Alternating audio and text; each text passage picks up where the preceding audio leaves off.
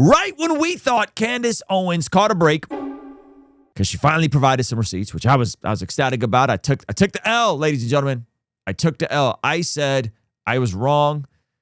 She provided receipts when I said she wasn't going to provide receipts. Right when she finally caught a W, and I caught my first L in this entire situation. This whole thing took a wild turn. Man, this is from today's stream. This is hot off the press. I did not have this entire debacle going this direction. Okay, so check this out. I said I haven't had a dream that vivid since. It's been my only vivid dream this entire pregnancy. So she talks about having dreams about her pregnancy, and those dreams were true. And so this is her new line of pontificating and her new line of isms. I believe people can communicate in dreams on their way in and on their way out of this.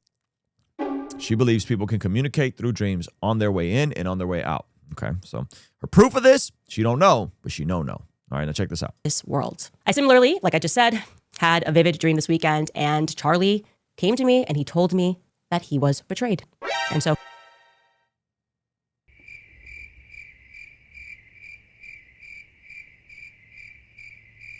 Charlie Kirk came to Candace Owens and told her he was betrayed. Okay. Who? How? This weekend, and Charlie came to me and he told me that he was betrayed. And so for me, you don't have to believe that, but I do believe that.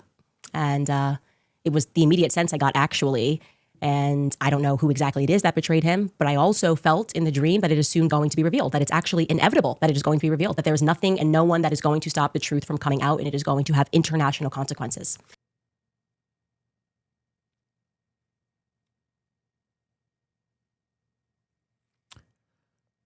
I don't even know what you do with this. Okay, so Charlie from the dead came to her, of all the people, and told her that he was betrayed. Now, in order to be betrayed by someone, you have to have trust. There has to be rapport. There has to be trust. You can't be betrayed by a stranger. You can't be betrayed by a radical leftist who is dating a transferee. You can't be betrayed by someone you don't know. You have to be betrayed by someone you do know.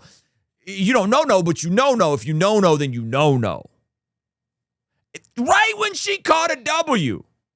Right when she caught a W, ladies and gentlemen. She is now talking about her dream. I got to run this back. This is gold. Came to me and he told me that he was betrayed. And so for me, you don't have to believe that, but I do believe that. And it was the immediate sense I got actually.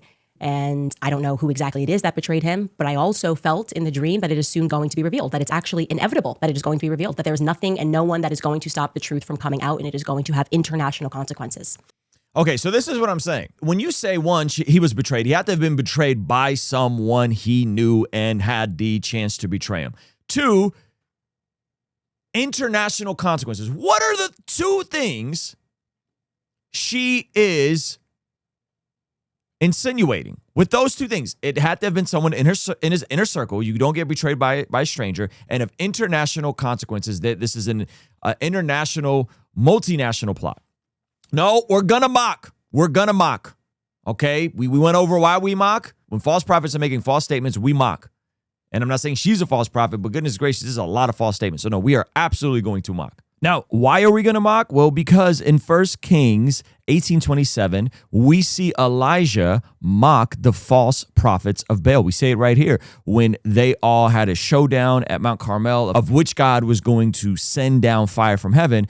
Verse 27, 1 Kings 18, it says, about noon, Elijah began mocking them. You'll have to shout louder, he scoffed, for surely he is a god.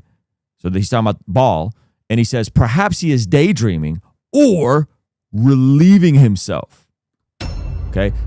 This is mocking the false prophets and their God. Or maybe he is away on a trip or is asleep and needs to be wakened. We've covered this extensively in the previous video in our trusty Logos Bible software, which, by the way, you guys get a free 60-day trial. We could even look up the word mock and see here, the word mocks here is a form that causes someone to fall, right? It's like playing a practical joke on someone, okay?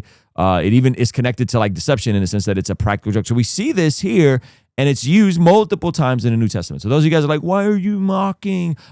Because there's a time and a place to mock. Now, I'm not saying we do it frequently, but there's a time and a place for it. And speaking of a time and a place for it, I'm actually going on my very first tour in celebration of my new book, Godly Ambition, which has been going crazy.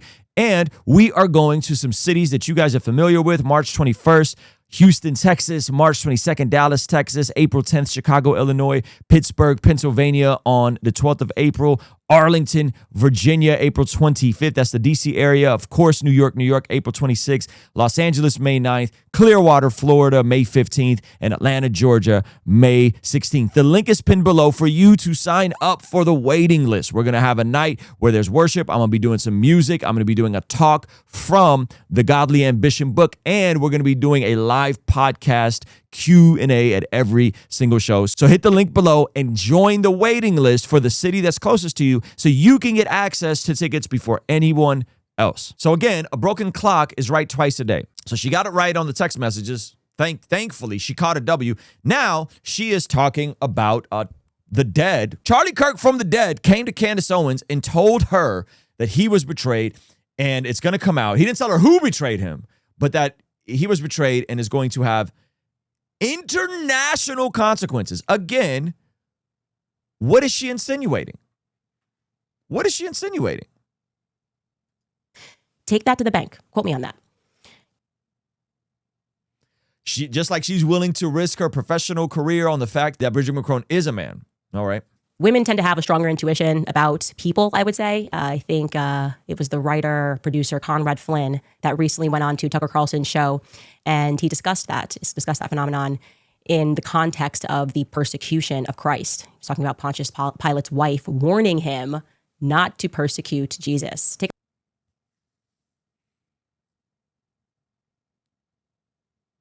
So now, in the same way, Pontius Pilate's wife had the dream about Jesus is the same way Candace.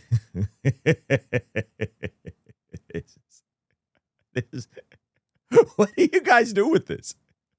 What do you do with this? This is amazing. Listen to that portion of their conversation. And if you look, these are her receipts here. at Pontius Pilate, you know, he wants to set, at some point he flips and he's like, this guy is innocent. My wife is having dreams about this man. That's another thing that's underreported in history. Wife as soothsayer / dreamer. Yeah. I mean, if your wife has many times been like, I have a bad feeling about this guy, Tucker. Don't have him on your show. And her intuition is such that even though there's no necessarily hard evidence, you know, it's your wife's take on stuff. You don't ignore it. But I have ignored it. And you're like, I've actually never listened to that. No, I mean, I've been married 34 years as of Saturday, and it's like a joke in my house. You know, I told you he was bad. Hey, props to Tucker Carlson for being married for 34 years. That's awesome. I don't know. He's hilarious. He seems like a good guy to me. Anyways, obviously what they're accurately describing, but I should say, especially between a husband and a wife, definitely my relationship with my husband, I can say that from almost the very moment that I learned that Charlie was not going to make it, I said to George through tears that he was betrayed. And now we're all just sort of on this journey to find out by who. So I released a text message yesterday, dropped it on the world, and it caused, and this is putting it mildly, a lot of panic. As I said, the chatter on X was top tier.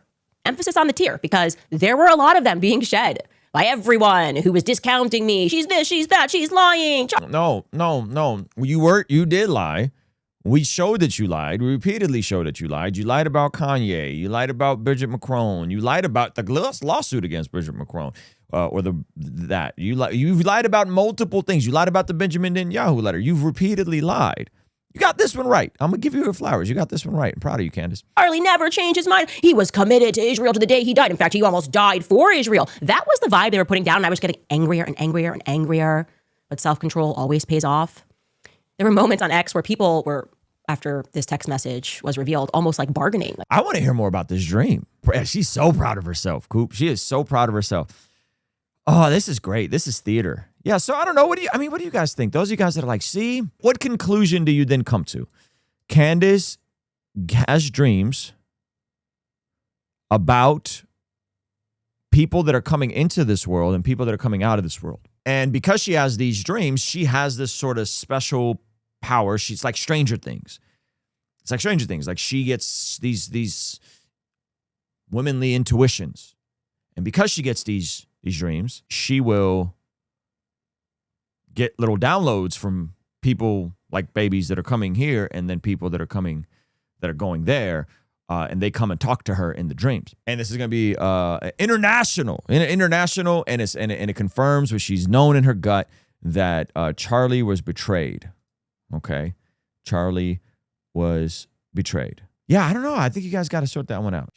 Or is she a prophet? You guys think she's a prophet? It's not that she's pushing it on anybody. It's that she has a platform. And when you say, I had this dream and this is what I believe, and then he was betrayed and it's international proportions. In light of everything she's saying, she's insinuating that it was people in his own circle, people he was close to. And in light of all the Israel stuff, she's insinuating a multinational conspiracy that involves our own government, right? Because that's what she's going to talk about. So this is the just asking questions, but when you're just asking questions, you're actually insinuating a lot. And I'm, based on intuitions and vibes and feels, I don't know. Why is this significant?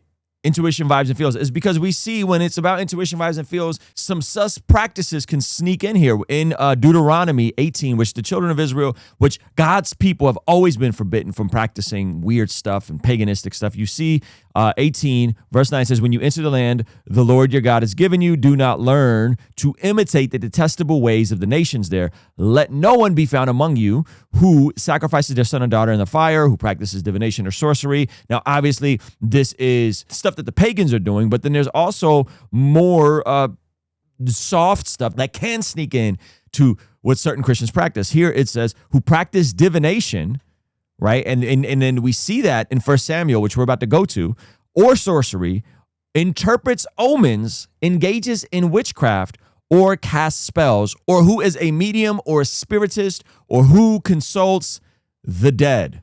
Okay, who consults the dead. And so again, if we go here, check out this word consults in our trusty Logos Bible software, right? Seek with care, care for, inquire about, investigate.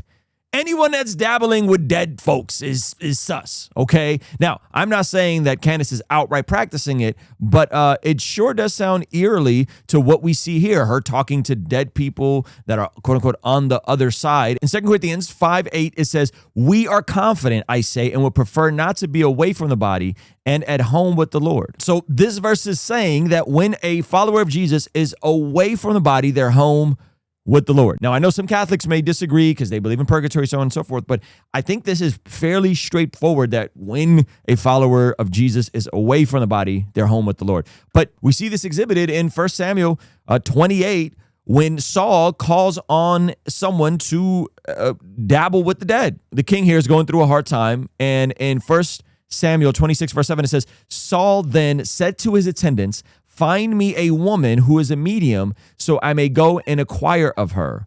And then they said, there's one in Ender, they said. So Saul disguised himself, putting on other clothes. And at night, he and 2 men went to the woman. Consult a spirit for me, he said, and bring up for me the one I name. But the woman said to him, surely you know what Saul has done. So Saul is doing something that he knows is against God's law, because it says he has cut off the mediums and spiritists from the land who have set a trap for my life to bring about my death.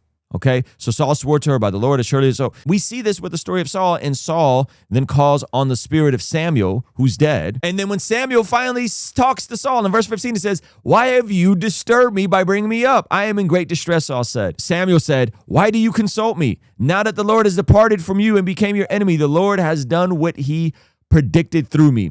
The Lord has torn the kingdom out of your hands and given it to one of your neighbors, David. Okay, so nothing that we see in scripture of people who are dead talking to people who are alive is ever positive. It's never good. And I'm not saying that Candace is intentionally doing this.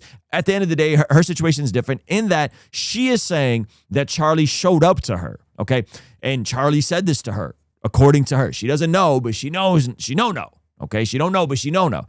So, one, the damage is doing by insinuating this sort of stuff. Right when she called a W, now she's insinuating this sort of stuff. And then, two, the descriptive passage of Scripture, never is this okay. And though I acknowledge that this is different, it still is dabbling in something we never see celebrated in Scripture. And so, you guys get to sort that out for yourselves, right? Someone that's now talking about talking to the dead in her dreams. Pretty wild stuff. Hey, thank you so much for watching this video all the way to the end. If you liked it, then hit the like button. If you liked it a lot and have a thought to share, leave a comment. If you are listening to this on the podcast app, make sure to leave a review, and you could even leave a comment over there.